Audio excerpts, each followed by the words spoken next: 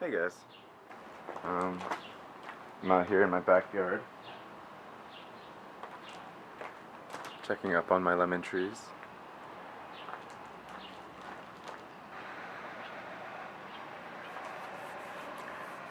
There's a story that I guess I want to share. Um, Let me just flip this side, this thing's distracted. So, I was in the city recently to visit my girlfriend. New York City, to be specific. And, you see, I took the train back. Grand Central, North Line, whatever. That's pretty interesting. You know, you might be thinking to yourself, oh, during the pandemic it's stressful. You know, there's going to be all the COVID worries and scares and other people being around and, you know, hell is other people, that phrase and all that. It's, scary, you know, in times of disease and struggle. But this story is pretty interesting because the conflict wasn't from COVID. In fact, there was stress from it, but COVID, for me, being the main stress going into it, wearing a mask and everything, actually made the experience way more pleasant. There was way less people. It was not crowded at all in Grand Central. The main atrium was actually like had 3 people, you know, besides the tellers and whatever. So yeah, it wasn't crowded at all. I was, 10 minutes early. Didn't wait in any lines. I just got my ticket and got on board. But that's where it's interesting. Because the plot twist, so-called plot twist, in this story, was that it wasn't a problem. What was the problem, right? The ticket was the problem in my eyes. So you see, I was in the car that was not lonely, so to say. Which is to say, there was one other person in my car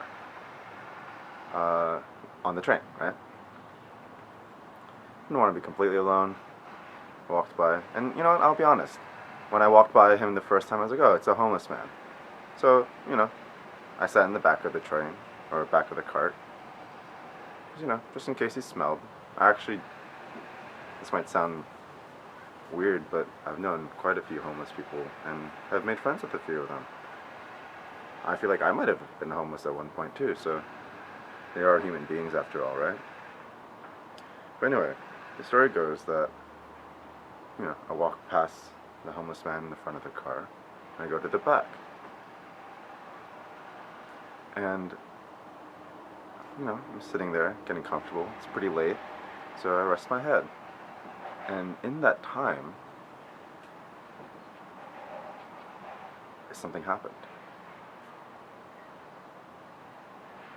I'm awoken by the conductor coming by to pick up the tickets. And when he gets to me, I wake up and I look at where I put my ticket, right? Because you see, walking past the homeless man before I sit down, there's a little slot that you're supposed to put your ticket so that the conductor can pick it up, right? So when I woke up and I saw him, I got up and checked the slot. But lo and behold, there was no ticket. So, I was worried, obviously. But the conductor had a plan. You see, on the ticket, on the bottom, there was a 4-digit code, 4-digit string of numbers. And you see, those 4 digits corresponded with the card that bought that ticket. So, From that, we deduced that the crumpled up ticket that he just picked up, that he checked on the bottom, was my ticket.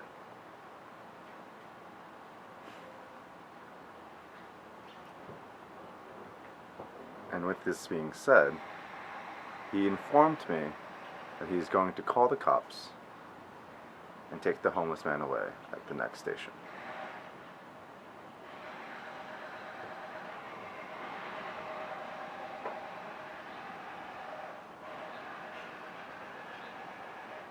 Who's the victim here? You see, I was confused and upset. You see,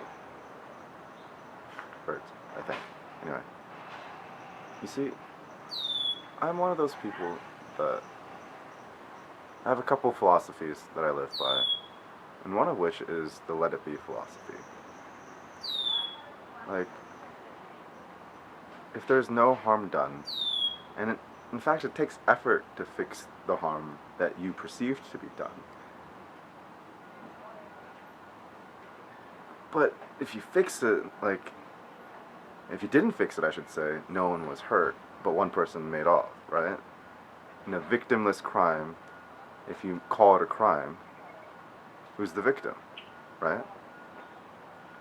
So, which is to say, imagine if in the moment that the person, the homeless man who took my, or presumed homeless man, in the time that it took him to get my card without noticing, let's imagine that something came up and I had to run back to my friend's place or my girlfriend's place, and I didn't ride the train. And I'll tell you what, the stop that I got off on was close to the end of the train line. So, like, I can say for a fact that no one else got on that train. On that cart, at least. So no one would have even noticed that he was there, that he was sleeping there. So, just for a while. So I'm saying, I'm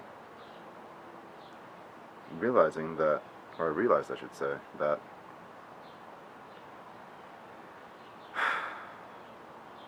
after all is said and done in that scenario, the only consequence is that a man got to sleep safely for maybe the first time in weeks.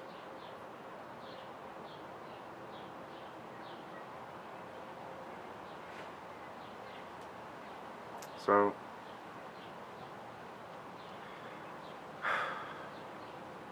here's the thing about victimless crimes. And I mentioned my philosophy before, right? And this is the reason why I brought up the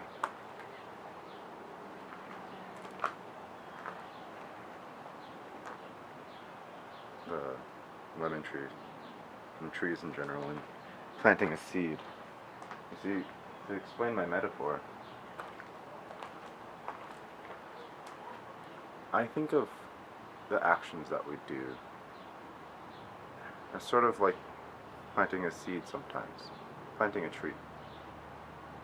After you do something, like coming into the world or planting a seed or sitting in a subway, or not subway, in a train car,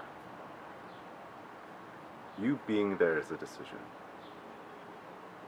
You not doing things is also a decision. Like, for example, the tree or the sprout that I'm growing. This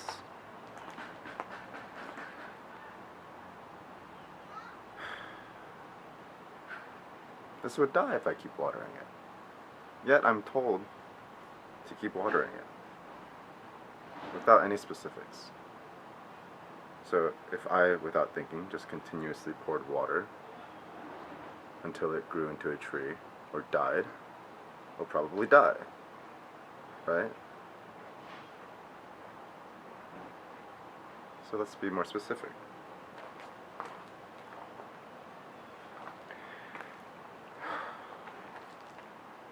You see, I was frustrated at myself when the conductor informed me that he was going to call the cops, I was taken aback. Because in the moment, I was like, he's just a homeless man. He's not harming me. It's fine. We should let him be. But I was thinking that. And the thing about thinking things is you don't always think about it with words. And I didn't have those words in my head at the time, so I didn't say them.